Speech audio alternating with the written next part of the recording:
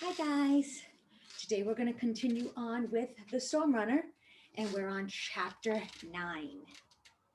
Part human? Yes, Ms. Cab said. Your father is supernatural and your leg it's defected for only one reason. Supernatural and humans don't mix. It so often ends badly. Bum legs, terrible eyesight, missing fingers or toes, anger management issues. I realized in that moment that the human brain is built for only so much shock. It's like trying to cram into a bathroom stall with 10 other guys. Pretty soon the walls are going to come down. On the plus side, Ms. Cav said your supernatural heritage is the reason the poison didn't kill you. I perked up at that. Maybe being supernatural would give me other awesome powers I could use to get Rosie back. I needed to know what I was dealing with here. What exactly is supernatural? And who's my dad? I have no reason, no idea where your father is. Don't ask. But he could be a number of supernatural beings, she added. A gnoll, a demon, a spirit guide, a dwarf. A dwarf? Perfect, my dad could be a Maya supernatural dwarf. Does my mom know? My voice rose a few notches. It means she fell in love with some kind of I didn't have the right word. Creature? Thing? Monster? No way would my mom fall for a knuckle dragging, hairy Brillo pad. She knows your father was supernatural, but not about the prophecy of fire. If she were here to have the knowledge, it would be very dangerous for her. A mother's love is the most illogical of all types of love. If she knew, she'd do anything to protect you. And she could end up backfiring on her, you, and the world, which is why I'm here. But if you want details about your father, you will have to ask her. I'm certainly not privy to the comments of her heart.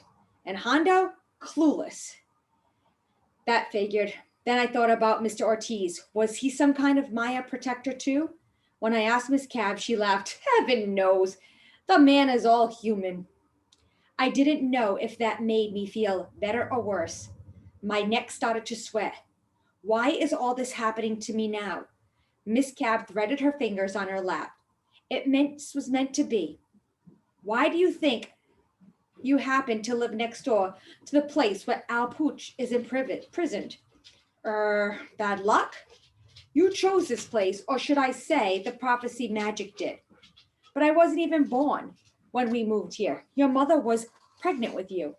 Even then, your mother was drew magic that drew her by influencing your mother's choices. Stay with me, Zane. She fanned on my face with her hands.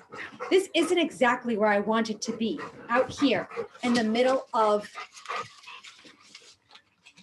the desert with the old Ortiz fawning all over me. But a seer understands duty above all else. What? You're like the Secret Service for hire? I am a decent of the great soothsayers, secret keepers, and my ancestral legacy, she said, sitting taller.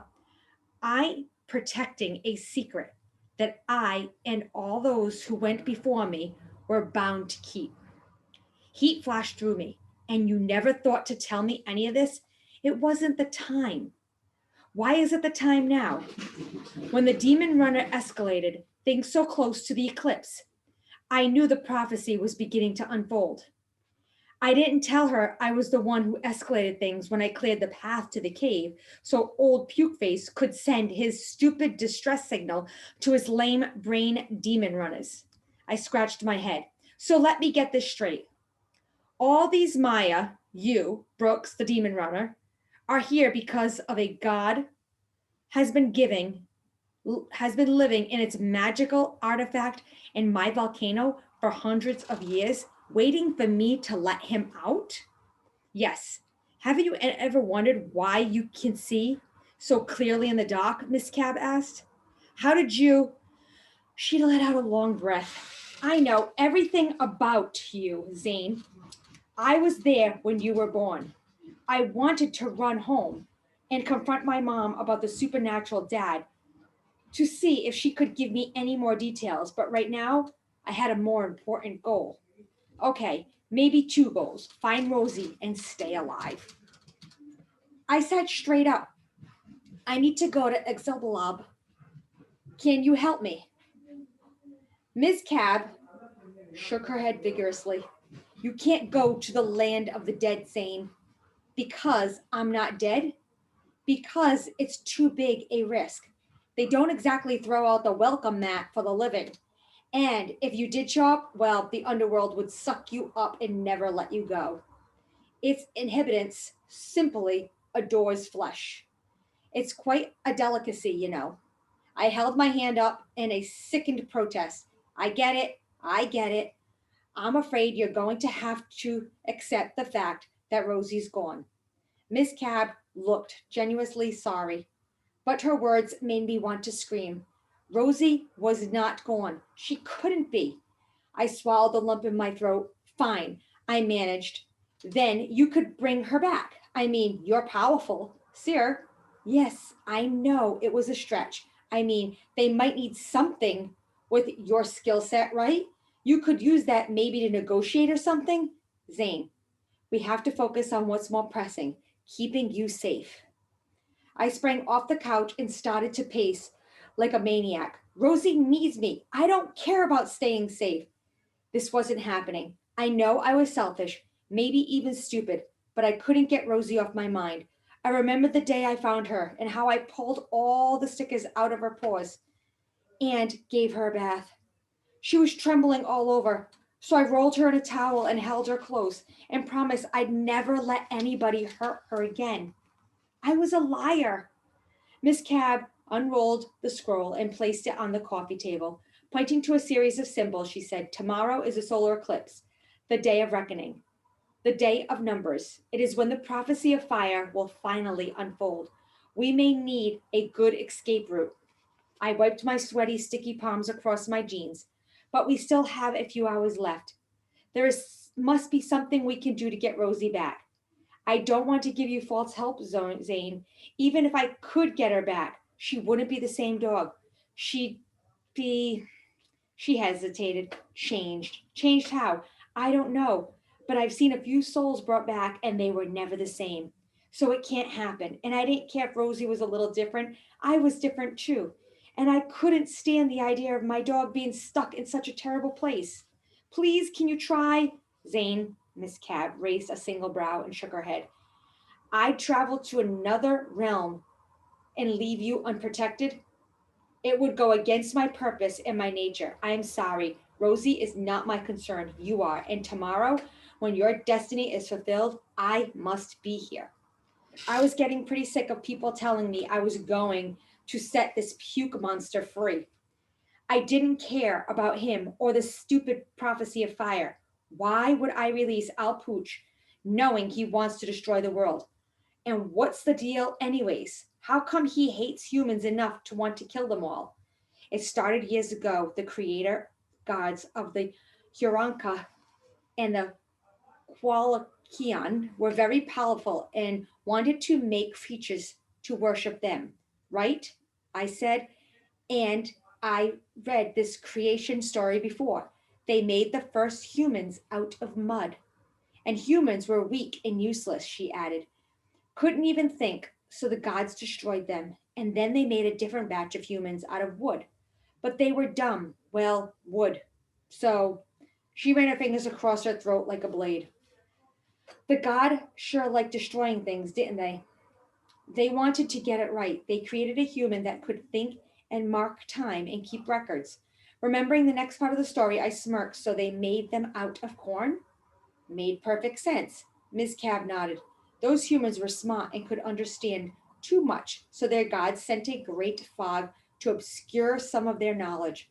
First, they wanted smart humans. Then, the humans are too smart, I grumbled. Geez, these gods have serious issues.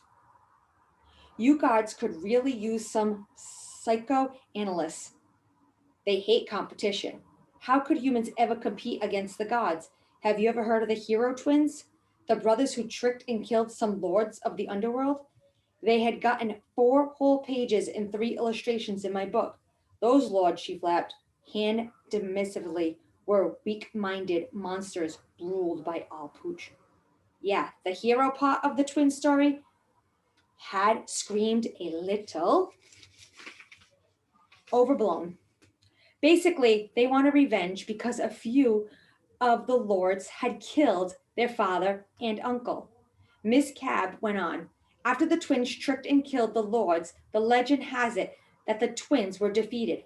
Alpuch himself, humans loved them for it, and then they saw the underworld as weak. The humans stopped fearing the god of death, and there was never a good outcome when people ignore the gods. So Alpuch wanted to destroy the world for his 4th time and make new humans that will pay attention to him. Something like that, Miss Cab studied the paper to spread across the table. When you release Apuch, at that moment of the total eclipse, he's going to be good and mad and out for vengeance. In his rage, he will likely the thirst for your blood. Hang on, why would he want to kill the one guy who finally let him out? I didn't say he was logical. Imagine being cooped up for over 100 years. It would suck, sure, but I'm pretty certain it wouldn't make me thirsty for blood. More like an extra grenade chocolate milkshake. So you don't have some sort of magical dagger that's going to kill the gods or something? Miss Cab went inside. Heavens no. My job isn't to kill him, Zane. I am not an assassin. But we can't let him destroy the whole world. I mean, everyone would die. Mom, Hondo, Mr. O, Brooks. I felt sick. Miss Cab inhaled sharply through her nose. It's not my job to stop his reign of terror, Zane. My ancestral legacy is very clear. Keep the prophecy secret and make sure you're safe. Don't don't you care about the world? My ancestral legacy is very clear, she repeated in an annoying tone, like a robot. And besides, I don't have the power to kill Apuch. Only the gods do. Then let's call them right now. You have a direct line, right? No, Zane, I don't have a direct line. Miss Cab rolled her eyes. And even if I did, I wouldn't call him. That's not my job. I'm not here to interfere or do anything other than fulfill my ancestral legacy. I don't know, Miss Cab, I said, trying to sound calm. Seems like they'd want to know the dude was locked up forever ago, was trying to get ready for parole. It's not my duty. I held up my hand to stop her. Right, I get it, ancestral legacy. Fine, if she wasn't going to alert the gods and she wasn't going to off the guy, then how is she going to make sure I kept all 8 pints of blood in my body? Miss Cab's face was tight and pale. Soon after Apuch is free, the gods will know it. Believe me, they can worry about how to deal with him. So how are you going to stop him, killing me? He's a god, Miss Cab, I said, as I had needed a reminder. I will bring him offerings. Offerings? The word practically got stuck in my throat. Like a present? Like fresh blood. I was starting to see white spots. You don't mean like animal or a person, right? She stroked her chin, thinking, he prefers snakes. Seriously, the dude drinks snake blood. Maybe someone should take him a Carina burrito, southern and green chili. I thought he'd never go back to blood again. Ms. Cab stood. We need to focus. You must be strong now. Understand? Strong. I just killed a demon runner, which only reminded me of Rosie. I failed her, and I vowed myself that I would make things right again. I stood locking eyes with Miss Cab. I'll keep with the prophecy and offering, but after I get Rosie back. You're her only chance, and if I lose her, then I won't be the same. My voice cracked. Please, Miss Cab, I'm begging you. You'd risk everything for a dog? I didn't bother to explain that Rosie was more than a dog to me. We were a unit. I simply nodded. Miss Cab pinched the bridges of her nose. She took a deep sigh. I'll investigate. Reach out to some of my old friends who hope souls cross over to see if they've even seen Rosie. Perhaps they can watch out for her. But I won't go far, and I'll be back before the eclipse tomorrow. It was better than nothing. At least I could get a report and then figure out what to do next. But you must promise not to go near that volcano or that girl in the meantime, Miss Cab said. Brooks has no business coming here, and you are not to trust her. Do you hear me? Stay inside your house until tomorrow, and if you can't do that, then I will do my part. Deal. But I wondered why I was in danger if the demon runners wanted to release that stinking one. What had Brooks said about trying to make things right? And how could I turn my back on her? She risked her life in that cave to attack the demon runner. Miss Cab mumbled something under her breath as if she studied the paper. I looked down at the sheet. The first, it reminded me of the crinkled bus map with crisscrossing lines in all different colors. I had saw a dozen or blue squares that started flashing as if they were computer screens. I had never seen anything like it before. This was a rare item, Zane. Most gatekeeper maps have been destroyed, like near extinct species. There are only a few left. She adjusted her bobby pin in her hair. Who possess one? Keep it a secret. Do you understand me? Yes, I understand. These flashing squares mark the gateways to different layers of the world, Miss Cab said. They change every day. See how this one is flashing faster than the others? It means it's going to close here and open somewhere else very soon. Look for one that is blinking more slowly. So how do you know where these places are? There weren't any names on the map, only strange, unrecognizable symbols. Hieroglyphics of some sort. That's easy. The map corresponds with the cosmos, and it shows 4 directions: east, west, north, south, in the 4 different colors. But you have to be trained in reading the lines at various glyphs. Right now, the closest her finger traced one of the black lines to the bright blue squares was barely flashing. It is Lola's Taco Shop in Tuscaloosa. There's the gateway to another world in a taco shop. Miss Cab blinked as if it was one of the stupidest questions she had ever heard. Yes, it will deliver me to the 6th layer of the Sebia tree, also known as the World Tree. From there, I'll reach out to some contacts. It's been a long time since I traveled this far, so I'm a bit rusty. I'll read about the Sebia tree. It starts in the underworld, grows through the middle of the world, that would be Earth, and reaches us all the way to paradise. But I'd never imagined it was a real thing. I started to say something when she held up her hand. No more questions tonight. Your head is likely to explode. Now you must repeat your promise to me. I never liked the sound of a promise that I might not be able to keep. Repeat after me. I, Zane, she began, promise not to leave my house until Miss Cab returns tomorrow. Good thing tomorrow was Saturday, and I didn't have to go to school. What if a demon runner comes to my house? Can I leave? She tapped her foot impatiently. Those dim-witted monsters are too busy duplicating like cockroaches, probably crawling all over Al Pooch's resting place. Trust me, they're waiting for you to come to them. So that was a totally gross image. They could wait until the end of time. No way was I going near that volcano before Rosie was back. Prophecy or no prophecy. Speaking of those monsters, I said, how come my mom couldn't see the demon runner the other night and I could? It's a demon thing. No human can see them unless those monsters want to be seen. It's the same way with gods. They too are camouflaged kings. You were able to see the demon runners because you're a supernatural, right? No way was I ever getting used to that idea. Now Miss Cab clapped once. I put a bit of magical protection around your house, so no other supernaturals can get in, which is why it's the only place you'll be safe. Do you hear me? I said the word she wanted me to say. Miss Cab walked me to my doorstep and made sure I was inside. As I started to close the door, I jerked it back open and said, Hey, Miss Cab? Yes. Buena suerte. With a huff, she said, Sneers don't need luck. Just remember your promise. That is the end of chapter 9.